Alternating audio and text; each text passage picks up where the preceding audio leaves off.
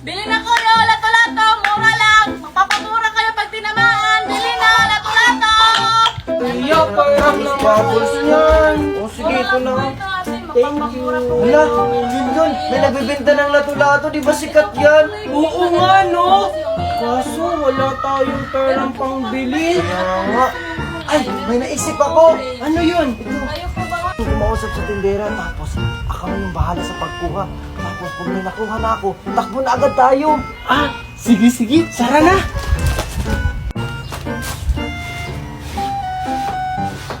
O, kayong dalawa, bibili ba kayo? Ah, ate, magkano po yung lato-lato nyo? Ay, mura lang yan. 25 pesos lang yan, kaya bumili ka na. Ah, ganun po ba? Ah, ate, pwede bang 10 pesos na lang to? Maganda ka naman, te, oh. Tingnan mo, ang ganda-ganda ni ate. Ano ka bang bata ka? Maliit na bagay. Sige, kunin mo na 10 pesos na lang. Ah, sige, te, wait lang. Ay, nakalimutan pala yung pera namin, te. Sige po, balikan na lang po namin. Oo nga. Sige, balik kayo ha. Yung mga bata talaga na yun, mga bolero. Oh, teka, ba't kulang yung lato-lato ko?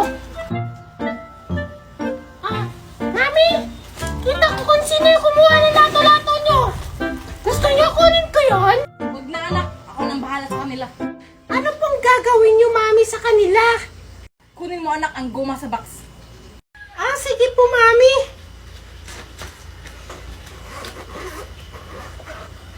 Eto po, Mami, oh.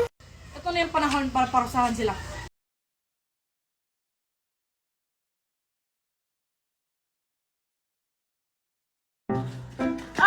Teka, pila muna kayo dyan, pila. Wala daw, Maria po. Kababata pa, nagjujuwa na agad. Hindi po kami magjowa, mag-best friend po kami. Magkasabay lang, magjowa agad. Wala akong pakialam. Buksan yung bag niya. Bilis! Upal talaga. Ito po, oh. Sige, Junjun, pasok. Ikaw. Sige, pasok. Sige po, thank you po, Manang Guard. Tingnan ko lang kung hindi pa ako papapasukin ni Manong Guard. Ang galing ko na kaya maglato-lato. Tsaka naka-full uniform pa ako. La. Oh, Manong Guard, naka-full uniform na ako. Tsaka magaling na ako maglato-lato. Baka hindi mo na naman ako papapasukin. Pasaway ka talagang bulilit ka, no? Hindi mo ba alam yung bagong patakaran dito sa school? Ha? Ano na namang bagong patakaran na yan, Manong Guard? Ang dami niyo namang pauso. Aba, sumasagot ka pa. Gusto mo sumbong kita sa principal? E di isumbong mo. Ninang ko naman yung principal dito. Tsaka kung makaasta ka, parang ikaw yung may-ari ng school na to. Aba, para talaga itong batang to. Tsaka, wala ka lang pakialam doon. Sinusunod ko lang yung patakaran dito sa school. Akin na nga yung lato-lato mo. Bawal na nga to eh. Hala, yung lato-lato ko. Diba nung nakaraang linggo, pinauwi mo ko dahil hindi ako marunong maglato-lato. Tapos ngayon, pinagbabawal nyo na. Abay, malay ko ba? Basta sinusunod ko lang yung patakaran dito sa school.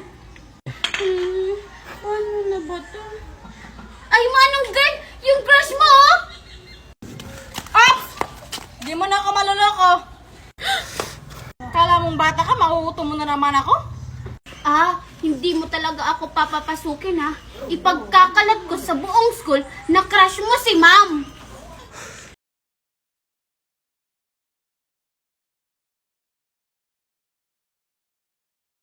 Oh, bili na kayo. Plastic balloon. Isang taon to, hindi pumuputok. Dali na, bili na kayo, bili na. Oh, bili na kayo. Plastic balloon, Wala, bili na. may plastic balloon na nagbebenta. Total, 100 pesos naman yung baon ko. Bibili na lang ako. May tira pa naman to para sa recess. Oy, Junjun, halika dito, bumili ka. Alam ko, marami kang baon. Dali. Opo, kaya nga po ako pumunta dito kasi bibili po ako ng plastic balloon. Magkano po isa niyan? Ay, mura lang to, Junjun. 100 yung isa. Ha? 100 ang isa? Ang mahal naman ng plastic balloon nyo. 3 pesos lang naman yan eh. 100 na nga lang yung baon ko eh. Hindi mo ba alam, Junjun, na itong plastic balloon na binibenta ko, Borocan plastic? Isang taon to bago pumutok. Eh yung 3 pesos na sinasabi mong plastic balloon, pumuputok agad yun. Talaga lang ha, 1 taon bago pumutok yan. O sige, bili ako ng isa, yung kulay green. Magtitiis na lang ako sa school na hindi kumain sa recess. Salamat, nakabenta na rin ako. Oh, ito po yung bayad ko. Siguraduhin mong 1 taon bago pumutok to ha. Sige nga, papalubuhin ko to kung 1 taon bago pumutok.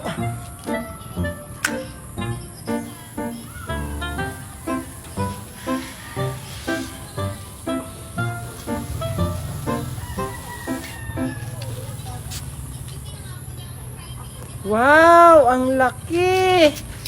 Whee! Whee! Whee! Whee! Hala, si Junjun may plastic balloon. Saan niya kaya yun binili? Papalaking ko ulit. Oh, Junjun! Junjun, saan mo yun binili yung plastic balloon mo? Doon kila Aling Bining, binili ko to. Kasi sabi niya 1 taon daw to bago pumuto, kaya bumili ako. Oh, ang galing naman. Sige nga, itry nga natin kung di ba pumuputok. Hala, bakit mo pinutok? Ang mahal-mahal pa naman ito, isusumbong ito kay Mami.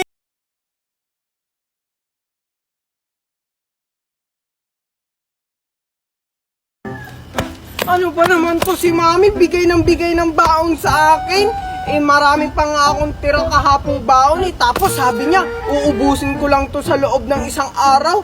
Anong gagawin ko dito? Lahat ng gusto ko, nabili ko na. Tapos yung mga classmate ko, nabigyan ko na. Sabi nila, hindi pa nila nauubos yung binigay ko kahapon. Ano kayang gagawin ko? Ay, alam ko na. Lahat ng madadaanan kong bahay, bibigyan ko o kaya ilalagay ko sa gate. Oo. Ayan, dito. Sana makita agad yung may-ari ng bahay. Dito naman tayo. Dito. Dito naman. Yan, maglalagay tayo dito ng marami.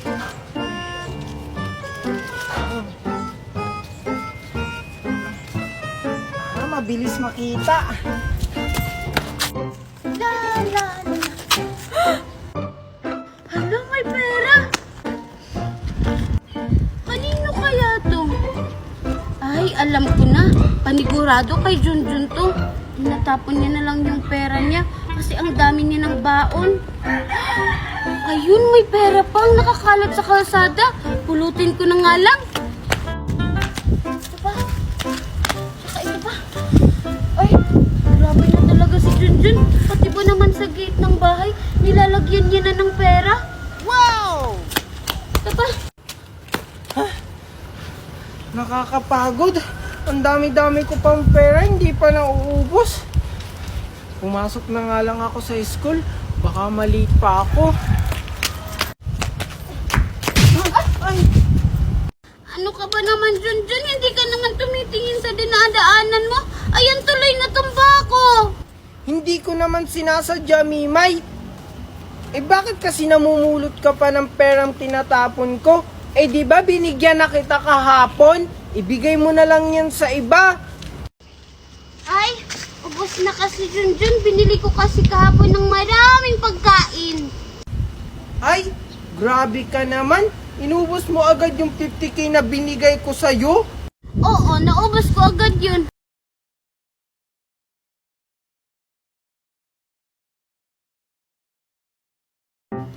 Late na ako. Tika lang. Bakit po, Manong Guard? Alam mo bang may patakaran tayo sa school? Nakapag-late na bawal lang pumasok? Kasi po na-traffic kami sa langit. Tapos nahirapan po si Daddy magpa-landing ng aeroplano dito sa school. Ang liit-liit po kasi ng space. Tapos, ang daming pinadalang baon sa akin ni Mami. Grabe naman yan, papasok ka na ng school, naka-airplane pa. Tsaka ano bang laman ng bag mo? Bakit ang dami-dami mong dala? Eto po. Ano po kasi to? pera. Sabi ni Mami, ubusin ko daw po ngayon to. Ito po, bigay ko na lang po sa inyo to. Uy, salamat, Junjun. Ang laki naman ito. Mas malaki pa to sa sahod ko, ah. Sige, pwede ka na pumasok. Sige po, salamat po. Good morning, ma'am. Good morning, classmate. Sorry, I'm late. Hala, late ka na naman, Junjun! Hala, tignan nyo. Ang daming dalang pera ni Junjun. Siguro ginawa niya si Twinkle. Oh, Junjun! Late ka na naman! Ay, sorry po, ma'am. Kasi po, na-traffic po kami sa langit. Nag-airplane po kasi kami ni Daddy. Tapos, ang daming pinadala sa akin pera ni Mami. Sabi daw po niya, gastusin ko daw po ng isang araw lang. Kaya, ipapamigay ko na lang kila classmate at sa inyo po, ma'am. Ganun ba, Junjun? Okay, class, batiin niyo si Junjun ng good morning. Sige, Junjun, umupo ka na. Wow, talaga. Ang bait naman ni Junjun. Oo nga, iba talaga pag ginawa si Twinkle. Ay, hindi ko kaya jowa si Twinkle. Ma'am, excuse me po, may pinadala po yung parents ni Junjun. Ito po, mama. Bawal po kasi sa mga ordinary na upuan. Kailangan daw po gaming chair. Ay, grabe na talaga si Junjun, no? Sensitive na sa mga upuan na ganito. Oo nga, ang arte-arte naman ni Junjun. Naging mayaman lang. Ay, thank you po, Manong Guard.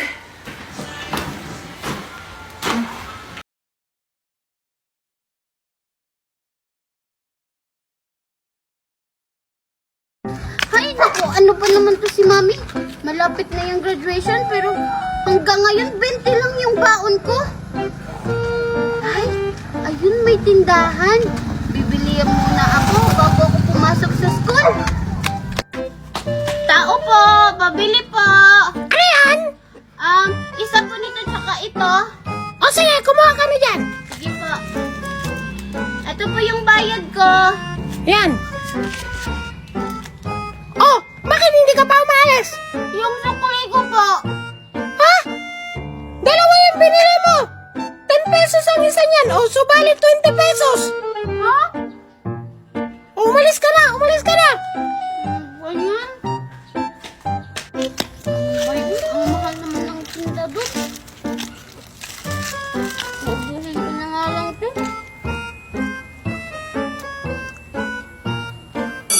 Lola, nasisi na, no? Ang dami ko talagang baon. Maria, anong dala mong baon? Ito yung dala kong baon. Spanish bread. Kasi sabi ni Mami, galing daw to Spanish, kaya Spanish yung pangalan niya. Wow! Ang sarap naman ng baon mo. Yung baon ko kasi ito, egg pie, tapos fresh to. Mimay, bakit hindi ka pa naglalabas ng baon mo? Anong dala mong baon? Mamaya na lang ako kakain kasi busog pa naman ako. Weh, nakita nga kita kanina, ang dami mong biniling pagkain. Siguro kinain mo na sa daan, no? Tapos pagdating dito, manghihingi ka lang sa amin ni Junjun. Sakala mo siguro bibigyan ka namin. Hindi. Sige, Junjun, kain na nga tayo. Sige. Oo nga, uubusin niya yung baon niya sa daan. Tapos pagdating dito sa school, wala na siyang makain. Tapos manghihingi lang sa amin ni Maria. Hindi naman. Junjun tsaka Maria, madami naman kayong pagkain. Pahingi naman ako. Yan na nga yung sinasabi ko. Bahala ka dyan, hindi ka namin bibigyan. Ayaw mo akong bigyan, ha? Hala, hinaga mo yung pagkain ka.